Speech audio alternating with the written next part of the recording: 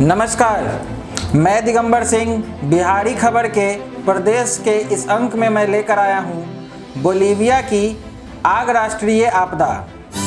विदेश मंत्री एस जयशंकर का प्रधानमंत्री मोदी को बधाई। लोग युद्ध के असल कारणों पर चर्चा नहीं करेंगे।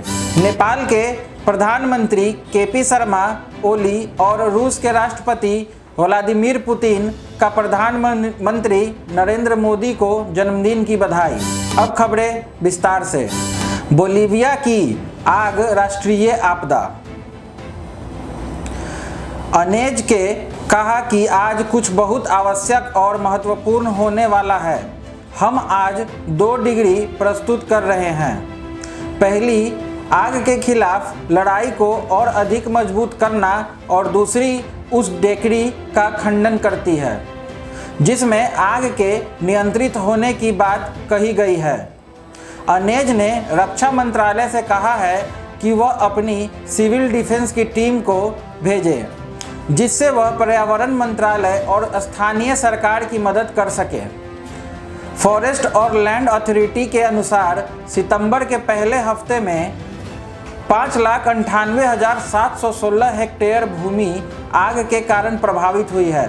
वैज्ञानिकों का कहना है कि देश में पहले जैसा इकोसिस्टम होने में 300 सालों से अधिक का समय लग सकता है। आग लगने के कारण तापमान भी बढ़ गया है और तेज गर्म हवाएं भी चल रही हैं। विदेश मंत्री एस जयशंकर का प्रधानमंत्री मोदी को बधाई।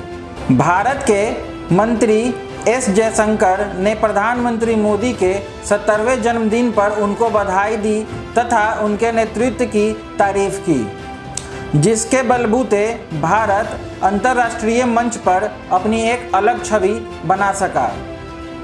एस जयशंकर ने ट्वीट कर प्रधानमंत्री नरेंद्र मोदी को बधाई देते हुए कहा कि उनके नेतृत्व क्षमता ने भारत को अंतर्राष्ट्रीय मंच पर एक अलग स्थान दिलवाया है।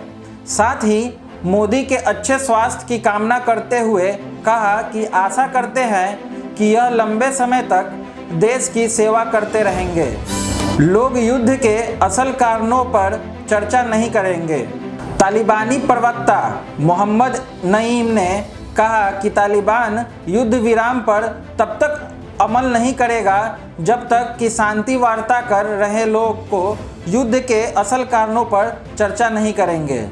तालिबानी प्रवक्ता ने दावा किया है कि आतंकवादी संगठन ने शुरुआती बातचीत के बाद हिंसा के स्तर में कमी की है, लेकिन सरकार अपनी आक्रामक नीति पर रोक नहीं लगा रही है। नईम ने बताया कि 20 साल का युद्ध 1 घंटे में समाप्त नहीं किया जा सकता। समस्या और युद्ध के मूल कारणों पर चर्चा करके एक युद्ध विराम तय किया जाए। यही इस समस्या का तार्किक और अस्थायी समाधान है। उन्होंने कहा कि मान लीजिए आज हम एक युद्ध विराम तय कर दें और कल बातचीत के टेबल पर किसी समाधान तक नहीं पहुंच सके तो क्या हम फिर से जंग की ओर जाएंगे? इसका क्या मतलब है? हमारा एक मकसद था कि अफगानिस्तान में घुसपैठ को रोका जाए और दूसरा था कि एक ऐसा इस्लामिक सिस्टम होगा जो लोगों और राष्ट्र के प्रति जवाबदेह हो।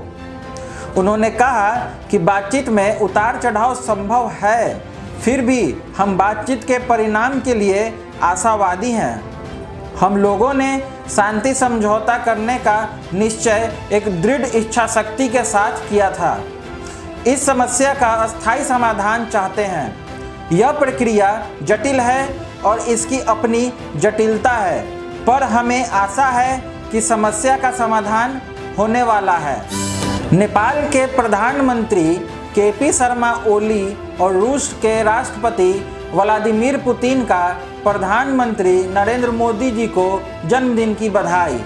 नेपाल के प्रधानमंत्री केपी शर्मा ओली और रूस के राष्ट्रपति व्लादिमीर पुतिन ने गुरुवार को भारत के प्रधानमंत्री नरेंद्र मोदी को जन्मदिन की बधाई दी है। नेपाल के प्रधानमंत्री ओली ने ट्वीट कर मोदी को जन्मदिन की बधाई देते हुए उनके अच्छे स्वास्थ्य की कामना की है। साथ ही उन्होंने कहा है कि हम दोनों मिलकर दोनों देशों के बीच संबंधों को मजबूत करने के लिए काम करते रहेंगे।